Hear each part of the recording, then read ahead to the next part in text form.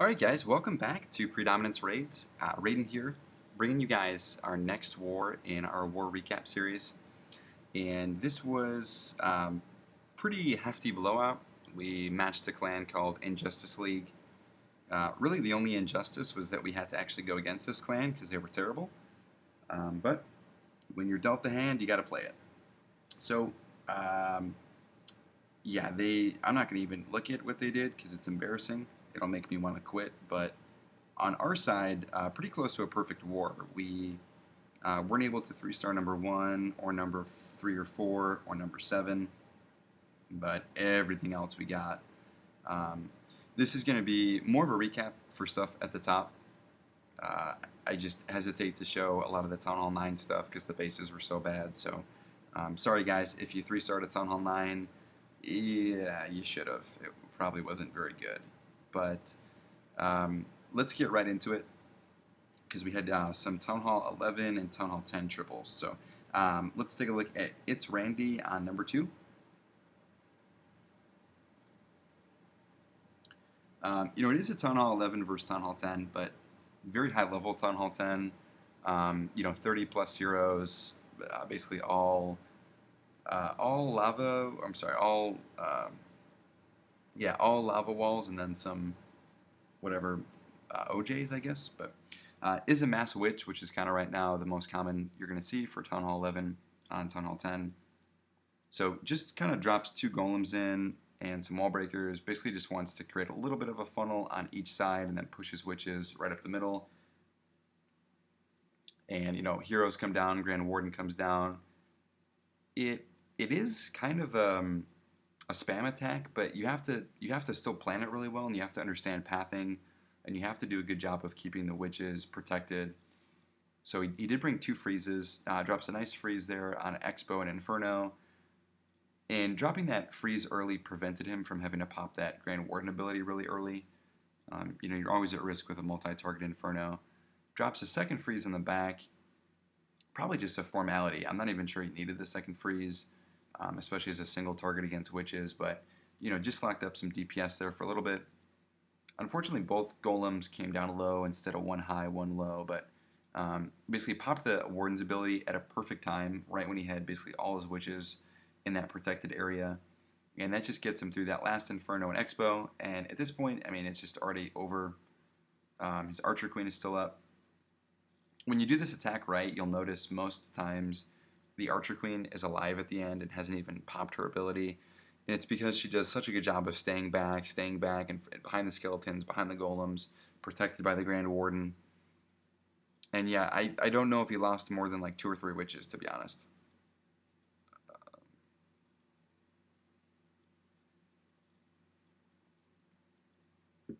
Alright, so let's spare Marcus and fast forward, because we can only relive this one time. But tons of troops alive at the end, so really nice execution. I found the best bases to Mass Witch are these box type bases, these kind of anti-2 Nemesis variation bases, where they tend to be really, really easy for the witches to funnel. So we're going to drop down to number 5. We're going to take a look at JK on number 5. JK is a newer member, was a member before when we merged with a clan called SM, Size Matters, and we just basically picked him up again, and we are thrilled to have him. JK has been absolutely just devastating bases for us, so welcome back, man. We are thrilled. But kind of comes in with a different variation of a Mass Witch, so this was an Archer Queen walk Mass Witch, and really good base because it's incredibly easy to funnel the Archer Queen. She's going to pick up quite a few defenses on her walk. She's going to stay out of range of a ton of point defense. So as soon as she takes out this collector, she's going to push back down to the left.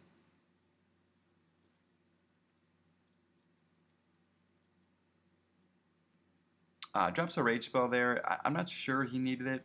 Probably did because there was 3-point defense. So actually definitely needed it. I'm wrong. Wall breakers to get her inside, and then starts in with his golem, just a few wizards, and then the witches are going to come down in a second.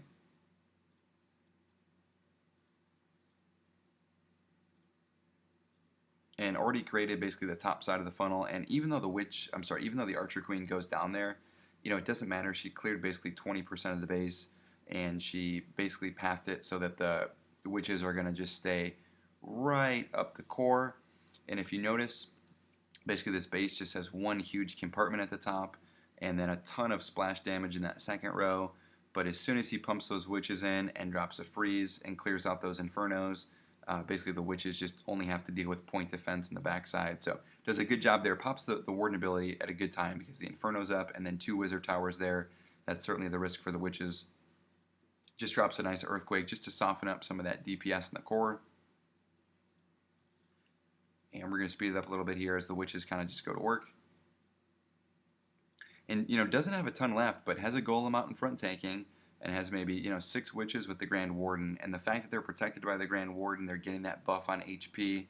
And again, just the nature of this base, it's all, at this point, all point defense. And so the witches just don't have enough risk.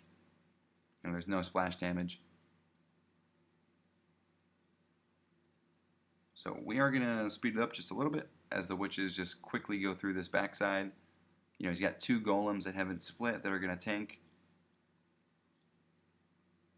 So guys, if you have this style of base, I would immediately change it because it's terrible. But JK did a really nice job there, just absolutely smashing it.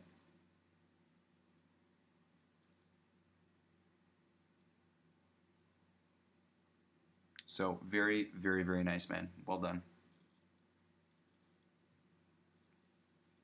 Okay, so we got those 2. Let's see, we got one more Town Hall 10. This was the only Town Hall 10 versus Town Hall 10 3-star. This was actually done by my Town Hall 10 Raeden. And basically got this plan from Butterflow, who had like a 98% 2-star, who just had it. So basically, anytime you see this base where you get 2 air defenses, an Archer Queen, an Inferno, and an Expo, and you can get that from just some type of kill squad push in one direction. And then also you get the benefit of level 7 air defenses. This is going to be GoLaLoon all day long. So I came in with 2 golems, and I actually brought a 3rd golem here, and it was only because my heroes are so low. If you have 35, 35 or higher heroes, just bring 2 golems. But I needed to make sure I got to that Inferno because I was only bringing 1 freeze. And to guarantee that, I needed the 3rd golem. So delayed the Barbarian King. So, he's barely taking any damage at this point. But I did pop his ability because I wanted to get that Inferno down nice and quick. And once that's down, the Archer Queen is just going to pick up a few more buildings. And then I'm going to start in with the GoLaLoon portion. And I'm just going clockwise here. So first 2 Lava Hounds come down and then just targeted loons. I just want to get into that Inferno Tower as quickly as possible. Drop a haste spell just to speed up those furthest loons away, get me in on those Teslas, another haste spell. And then the freeze comes down, locks up an air defense, and the Inferno Tower. Rage comes down over the Inferno to get me over that and out of the way. And then just the 3rd Lava Hound, and just being nice and patient, not rushing the hounds, making sure that my loons stay behind the hounds. I think I only had 14 or 15. And then the last haste spell on the bigger clump of loons just to get me in on those wizard towers and Expo.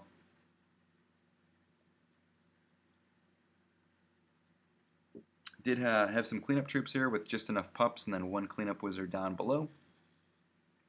And actually, maybe was a little bit late on that last lava hound because it didn't even explode. But, plenty of cleanup troops left. And again, just exploiting a base when you can pick up, basically all the key targets, the air defense, the Inferno, the Expo, the Clan Castle, and the Archer Queen, for rather cheap, and then just a pretty easy GoLaLoon base at that point. Okay, so we're going to take a look at 2 more. And we're going to take a look at Slaughter on number 9. This was not their highest Town Hall 9, but it was definitely their best layout. I think it was like the only anti-3 they had.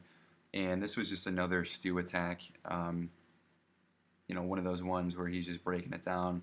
Really, really nice Archer Queen walk. So starts her in here. Realizes that basically it's a very easy push down for her because after this Dark Barracks goes down, he's got 1 building. and then she just has to push down in this direction because she's going to go Archer Tower to Spell Factory, and then just all the buildings pull her around. So basically wants to get in on 2 air defenses, and then come in with a little golem and kill squad action with the Barbarian King down at 6 o'clock. So Archer Queen's doing her thing.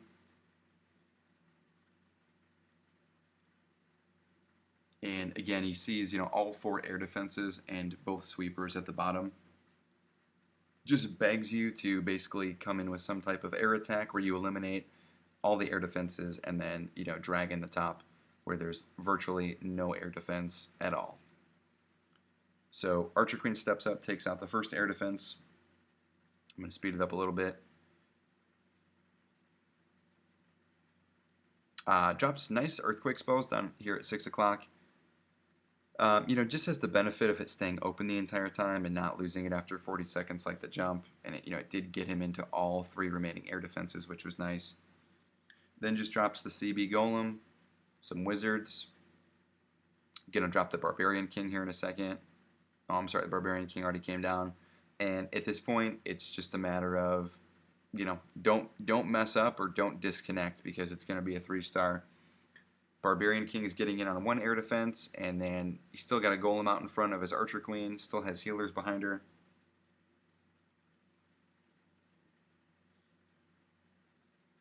And again, the dragons are safe. There's no reason to wait on the dragons. There's no air defense by them. You don't have to wait. You want the benefit of the dragons getting in there quickly. And as soon as they aggro onto this queen, there's 5 dragons there. And I think, okay, so he drops 1 rage here. I'm pretty sure he swags 2 rage spells on this base. And he didn't even need the first one. He could have swagged basically every spell except the earthquakes. I mean, look at this. There's like no defenses left. There's 3 Teslas and an Expo. And he has 6 dragons alive and an Archer Queen. So we're going to speed up just the cleanup portion here. He's got a little Golemite, just tanking. Didn't even need that either, but kind of a nice touch. And yes, double rage swag in the middle. That's how you do it. Nice job, Stu. Okay, we're gonna take a look at one more. We're gonna look at Casto on 13. Oh, this space. Okay, I've only seen this space like 80 times. Just a kind of a traditional shattered GoHo. No pre-lure, just comes in with the golems, comes in with the Archer Queen, wall breaks in. It's nice to not forget the fundamentals, even though, Zap Quake Dragon and Archer Queen walks and Separated Hero walks and GoHos are becoming very popular. You got to go to the basics on a base like this. A really terrible anti-2. So Golem's coming in. Poison on the Clan Castle. Just drops a jump to get him basically into 3 compartments, some double giant bomb spots, and the Archer Queen. He has a Golem that's kind of going on a journey over there, but no problem. And then just comes in here with kind of a nice surgical GoHo. He knows there's a potential double giant bomb between the mortar and the air defense, but that's the power of surgical hogs, is if you hit it, you're not going to hit it with your entire group, and you're not going to make bacon with enough hogs that matter. So stays nice and patient. And he's got 3 heal spells, so he can be, he can heal early and often. Heals around that Expo. And then hits that double giant bomb just 1 at a time, so not a problem there. They stay in the heal and recover.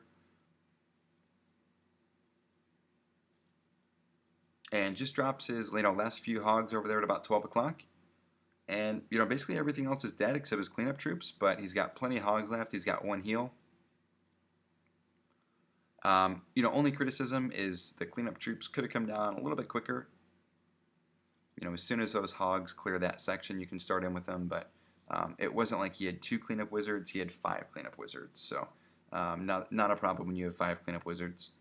And we're just going to speed it up here. But Casto, new member that we got. Nice to have you, man. Welcome to the channel, and hopefully we'll be featuring you a lot more on here. All right, as this is finishing up, beer going into my belly. Tastes so good. And there it is. There's the 3 stars. So short and sweet on this one, guys. Not the most exciting war, not the best bases, but really good performance by everybody. Excellent job. Almost got the perfect war. So shout out to everybody that was crushing it. And thank you guys for watching. This has been a war recap from Predominance Raids. Raeden signing out. We're going to see you next time.